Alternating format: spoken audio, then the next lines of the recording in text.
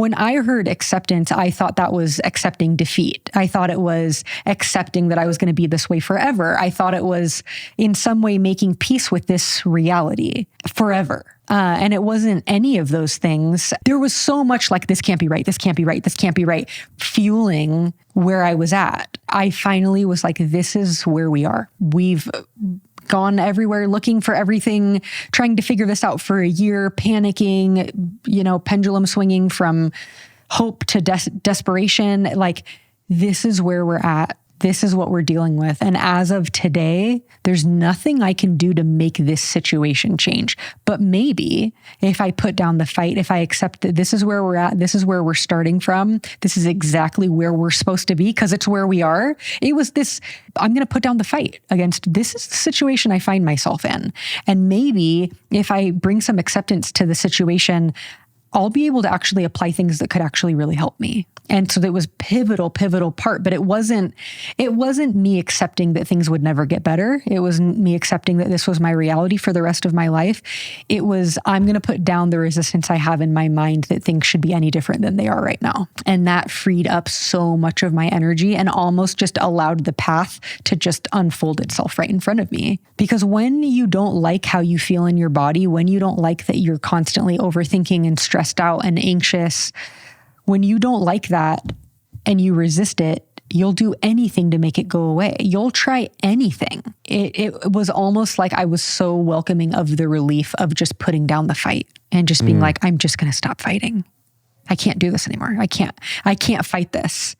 And then that just opened up the doors of allowing, which I'll talk about briefly since this episode's more on acceptance, but I see acceptance as more mind-based. Like, I'm going to put down the fight in my mind that, things should be different than they are. Allowing is like we put down the fight in the body. Allowing is the moment-to-moment interaction that you have with your whatever you're experiencing, whether it is your feelings, your sensations, your pain, your whatever, but it's what you're feeling in the body and can also be applied to thinking as well. But I'm just going to let this be here. I'm going to get really good at sitting side by side with whatever I'm experiencing. Again, without the resistance, without the fight. Allowing is similar in the fact that it's putting down the resistance that you have moment to moment with what you're experiencing in your body and your mind versus the overall like, all right, well, this is the journey that we're on. We're on this journey of healing. We're on this journey of exiting, living my life for everybody else, whatever it is that you hate, that you don't want to be experiencing in your life anymore. I'm going to put down the fight to it. And I'm going to accept the situation at large. And I'm going to allow the moment-to-moment experience of what it's like to live in the reality that I'm currently living in. It's easier said than done though, right? It's nearly impossible. So like what, like... It's the most important thing. And I say it's nearly impossible just because the meaning we give on it is like, what am I supposed to do if I'm not supposed to be figuring this out? Well, that's what I hear from people all the time. What do I do? What do I do? What do I do? And it's not that you don't do anything, but the acceptance must come first. Because if you've accepted, I know that you've put down your weapons. You've put down your fight. You've put down the resistance. And now it's like inviting you to do gentle practices or changing things in your life becomes a much easier process. When you try to do that, just imagine the resistance and the lack of acceptance is you like clinging to this thing. And then I'm saying, hey, have you tried this? And you're like, I don't have any hands for that. I can't grab it because if I let go, then I'm unsafe. Then who's going to figure this out if I don't figure it out? And if I'm going to take what you're offering me, I have to put something down. And that's why we don't want to let go of our resistance. We don't want to let go of the fight because we want to know that we're fighting for ourselves and that no one else can help me. And that was my mantra that whole time is nobody can help me. It doesn't mean that it isn't on you to get to the bottom of this, but nobody will do it for you, but it doesn't mean nobody can help you. People can be helpful. It is on you to figure it out, but you have to release the fight and the obsessive fix that is based on the assumption that there is something broken and wrong in you that you need to find the magic cure for. And notice that all of those cures are external. They're all someone, you can pay somebody for something and you can go to a doctor and you can get a scan and someone will give you something that's going to fix it. Acceptance starts from the inside. Acceptance starts from you putting down that internal battle and force to fix and this urgency that comes from, I cannot be with this for a moment longer. because you can and you have. And chances are you've actually been with it for a really long time. And you can continue being with it. And you sitting there with it while telling yourself you don't have the capacity to be with it is number one, not true. And also number two, not serving you. It doesn't help to break the loop that you're in, because you are. That's all that you're in, is the loop. And if I told you that your resistance is keeping you in the loop, would you be down to practice some acceptance? If I told you that the resistance and the lack of acceptance is what is keeping your brain on high alert and is what is keeping you continuing to live the same day over and over and over again, and over time, that same day is it's turning into a worse and worse and worse and worse day.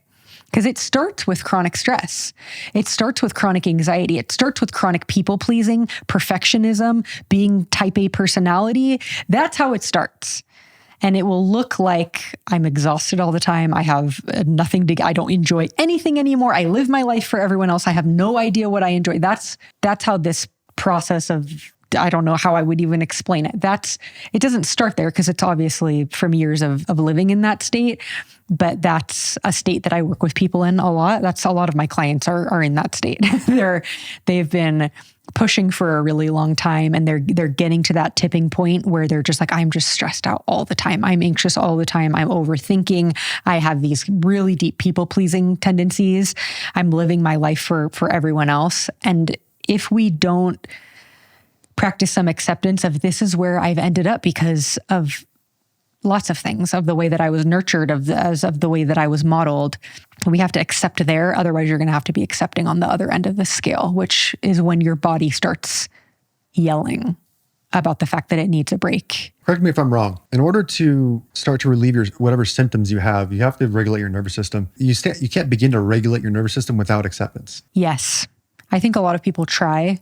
And I think that you're going to hear me talk a lot about the difference between fixing and supporting, because I think it's I think it needs to be talked about more. I think that many people are like, I need to heal my nervous system. And when they say that, they mean fix it. Something is wrong with my nervous system and it needs to be fixed. And of course, you'll hear me use that phrase too, because it's the one that most people resonate from. But are you doing it from a place of it's broken, or are you doing it from a place of it's working a little bit too well and I need to support it in coming back into balance? It's a little bit it's not malfunctioning. That doesn't mean it's not throwing some errors. That doesn't mean it's not overreacting, but it isn't broken. It's working exceptionally well based on the state that it's been perpetually in. And there's no organism can live in that state of stress for that extended period of time. 10, 20, 30, 40, 50, 60 years, all that time, that we were not created to live in a state of chronic stress like that. And you will eventually get diseases. This doesn't end well. Whether it happens in your 70s or 80s, or it happens in your 30s or 40s or 20s. Like, our systems aren't meant to live at this level for an extended period of time. And I know, because I lived a lot of my life on that brink. I dealt with chronic symptoms for years, and my chronic symptoms looked like trouble sleeping and anxiety to varying degrees. And it took an external situation.